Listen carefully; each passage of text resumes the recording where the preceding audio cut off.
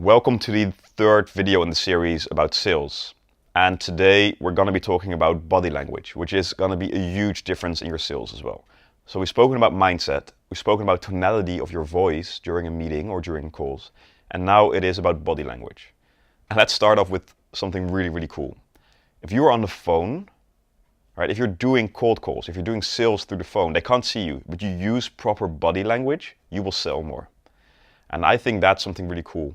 And if you remember from the previous video, if we go in a meeting, about 7 or 8% of whether they're gonna, how they're gonna react is basically based on the words that you use.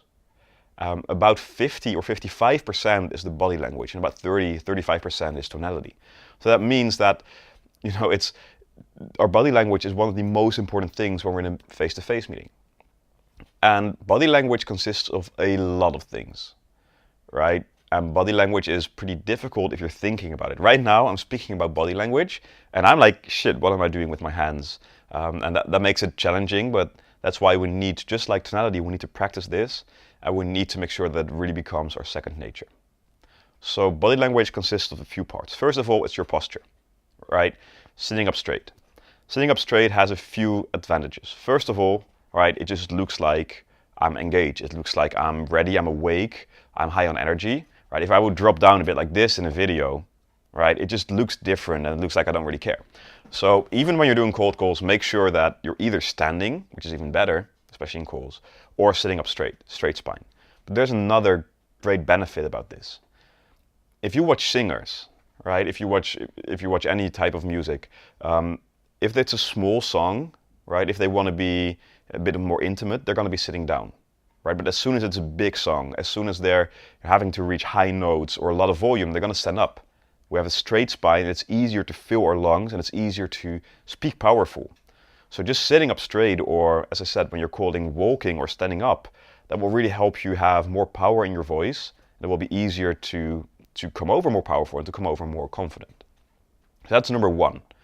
Number two in a meeting is the posture itself. So this is one. And number two is what do we do with our arms and how do I face you? Now, I've been in meetings where the person I'm trying to pitch to would not be sitting like this, but moving away from me and just looking like this. Now, the thing that happens right now is I'm looking a bit at you, maybe even crossing my hands. You feel like that I'm not very interested in you.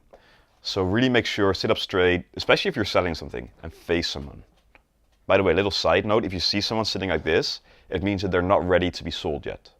So make your voice go up, right? Make them feel more comfortable, build rapport until they start facing you, right? So also knowing body language and understanding it will help you sell more. So we want to be straight, we want to be facing you. We don't want to cross our arms, right? This is a closed posture. So open, we're ready to talk.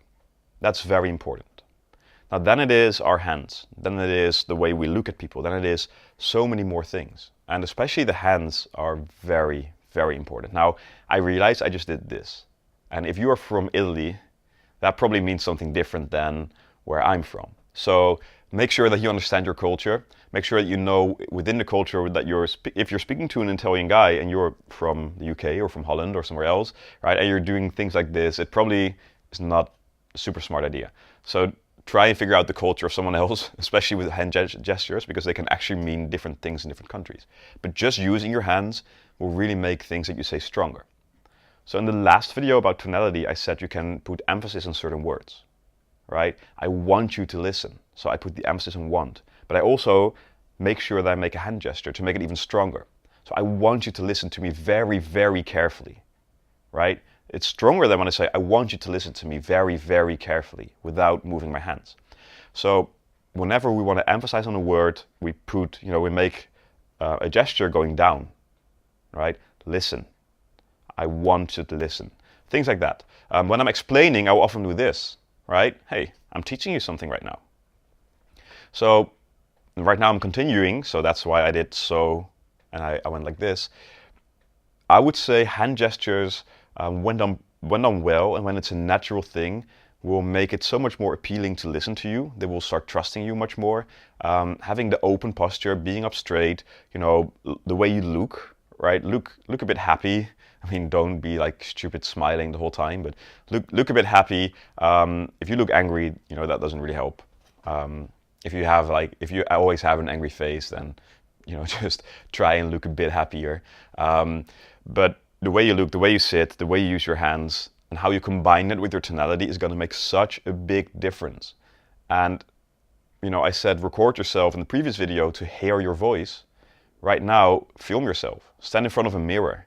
It might sound stupid, but I had a coaching student, or actually someone in my Facebook group, text me last week that after the call we had on tonality and a call we had on body language, he started standing every day for 30 minutes in front of his mirror and trying to practice this. And I'm filming himself as well to hear the tonality. And that, you know, even his friends in normal conversation said, hey, you know, something changed, and noticed it. Because if you're, you know, it shows that I'm confident. It shows that you have the abundance mindset. It shows everything that we spoke about in the past 3 videos. If you combine all of these 3 things, you know, I promise you, you will get so much better results in sales. And then it's time, you know, to really get the best script, to get to know exactly what to say during meetings. But, you know, investing in scripts, investing in wording, in whatever it is, without having your mindset, your tonality, and your body language on point, in my opinion, is a waste of money. Because these first 3 things are things you can practice for free. All it takes is a bit of time, filming, being honest to yourself. So see yourself, try and improve, right? And that will just make such a big impact. And when you're calling, as I said, make sure to put it on either the speakerphone, or have a headset on, because then you can use your hands, and using your hands, even if they don't see you, will make sure that they believe you much, much more. So I hope you enjoyed this little series about sales, and I will see you in the next video.